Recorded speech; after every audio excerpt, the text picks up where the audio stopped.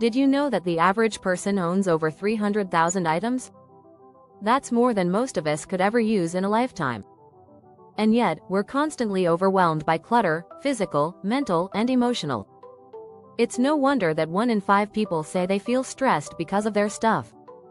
But what if there was a way to break free from all of this and simplify your life? In this video, I'll share 6 things I quit to embrace a simpler, happier life through minimalism.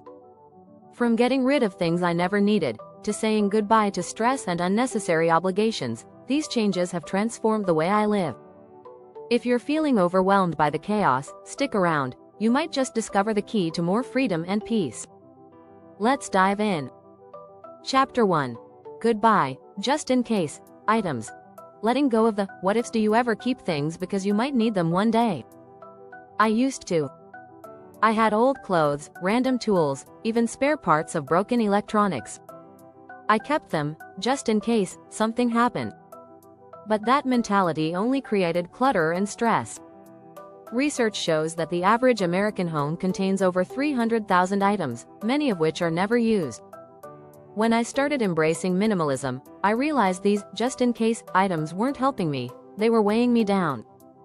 Instead of holding on to everything for fear of regret, I learned to embrace the idea that if I really need something, I can always borrow it or replace it. It was freeing to let go of items that I hadn't touched in years. I now ask myself, do I use this regularly, or is it just taking up space? A study by the American Cleaning Institute found that clutter can negatively affect mental health. People who have too many belongings tend to feel more stressed and distracted. So, letting go of these what-if items not only simplified my physical space, but it also gave me more mental space to focus on what truly matters. Chapter 2. Unsubscribed from stress. Quitting mindless consumption. Another major change I made was cutting back on mindless consumption. I'm not just talking about shopping, but also about the constant flood of media. Social media, news, emails, advertisements, it's all designed to demand our attention. And I felt it. Studies show that the average person spends more than 2 hours a day on social media. That's a huge chunk of time that could be spent on things that matter more. I decided to unsubscribe from unnecessary emails and unfollow accounts that didn't add value to my life. This simple move freed up hours each week that I used to spend scrolling. Plus, I no longer felt overwhelmed by endless notifications. Cutting out this mindless consumption allowed me to focus on what was important, like my relationships, health, and passions. According to author Cal Newport in his book Digital Minimalism, we need to be more intentional about how we use technology.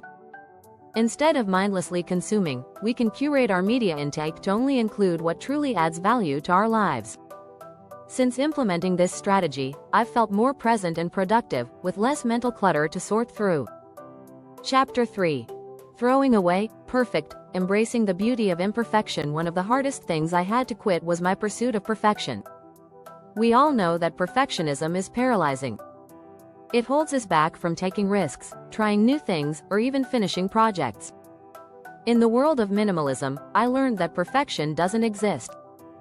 By trying to perfect every detail, I was wasting time and energy on things that didn't matter. Instead, I began focusing on progress over perfection. Author and minimalism advocate Joshua Becker, in his book The Minimalist Home, writes that embracing imperfection allows us to live more freely. It's about accepting that not everything needs to be perfect, and that's okay. In fact, imperfections often lead to personal growth and creativity. One of the most freeing moments was when I stopped obsessing over cleaning my house perfectly. I realized that it didn't matter if everything was spotless all the time. The goal was to maintain a clean, functional space, not a showroom. By removing the pressure of perfection, I now find more joy in everyday activities, whether it's cooking dinner or spending time with loved ones. If you're enjoying these tips on simplifying your life, don't forget to subscribe and hit the notification bell. That way, you'll never miss a video that could help you live with more freedom and less stress. Chapter 4. FOMO? Not anymore. Quitting social obligations. I used to feel pressured to attend every social gathering, event, or even casual meetup, just because I didn't want to miss out. It was exhausting, and I was left feeling burnt out rather than rejuvenated. The fear of missing out, or FOMO, is real. According to a study by the University of California, Berkeley, FOMO triggers feelings of anxiety and dissatisfaction, as we constantly compare ourselves to others. But embracing minimalism helped me let go of that need to say yes to everything. I realized that my time is precious, and I didn't want to spend it on activities that drained me. By quitting unnecessary social obligations, I reclaimed time for myself. Instead of feeling guilty about saying no, I learned to prioritize the events that aligned with my values and energy. In Essentialism by Greg McKeown, the author argues that we should only commit to the things that really matter. By focusing on fewer, but more meaningful, social activities, I deepened my relationships and enjoyed them more. Socializing became more purposeful, and I no longer felt stretched thin trying to keep up with every invitation. Saying no doesn't mean you're antisocial or missing out. It simply means you're making space for what truly enriches your life. And research backs this up. The Journal of Social and Personal Relationships found that quality time with close friends is far more fulfilling than attending numerous events. I now embrace solitude and feel more connected to the people who matter most. Chapter 5. Quitting cluttered routines. Embracing more freedom in the everyday. Cluttered schedule is just as draining as a cluttered home. I used to have my days packed with back-to-back tasks, meetings, and commitments. It felt like I was always running on empty, with no time for rest or reflection. But minimalism taught me that not everything on my to-do list is urgent or necessary. By simplifying my daily routines, I eliminated unnecessary tasks.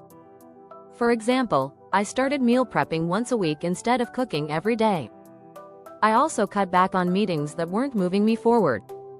Research by the National Bureau of Economic Research suggests that people who manage their time better report higher levels of happiness and lower stress. By embracing minimalism, I could focus on what was truly important in my life, whether it was family, hobbies, or relaxation. One of the most impactful changes I made was learning to say no to things that didn't add value to my day. It wasn't always easy, but the freedom I gained was worth it. The more I quit, the more time I had for the activities and people who matter. Now, I wake up with a sense of ease, knowing I don't have to rush through a packed schedule. A great strategy to simplify your routine is to create a non-negotiable list. This list includes only the activities or tasks that are truly essential for your well-being, productivity, and joy. It's liberating to realize that you don't need to fill your day with busy work just to feel accomplished.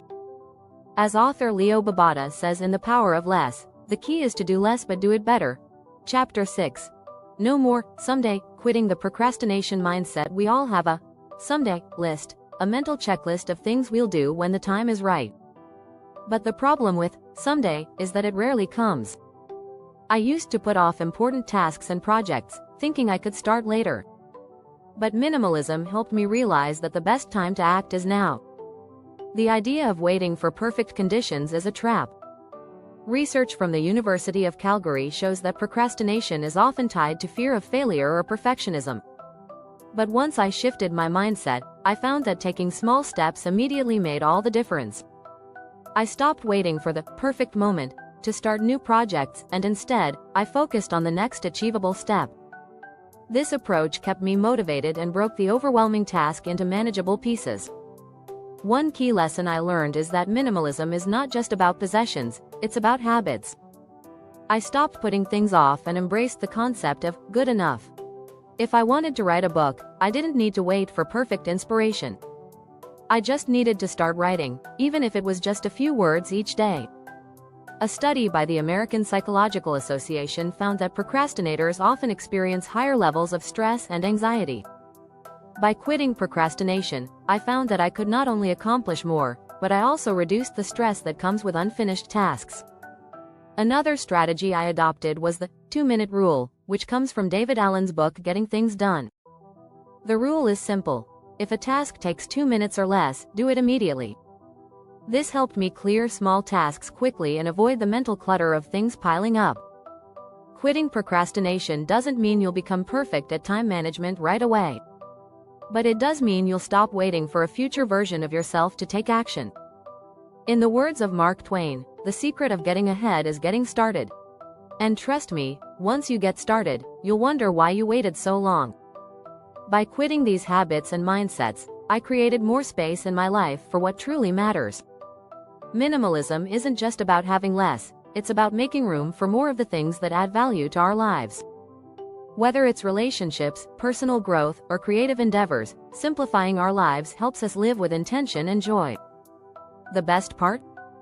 It's a journey that's unique to each of us. Start with small steps, and before you know it, you'll have more time, energy, and peace than you ever thought possible. If you found these strategies helpful, be sure to subscribe and turn on notifications so you never miss an update. Let's simplify together and make life a little easier.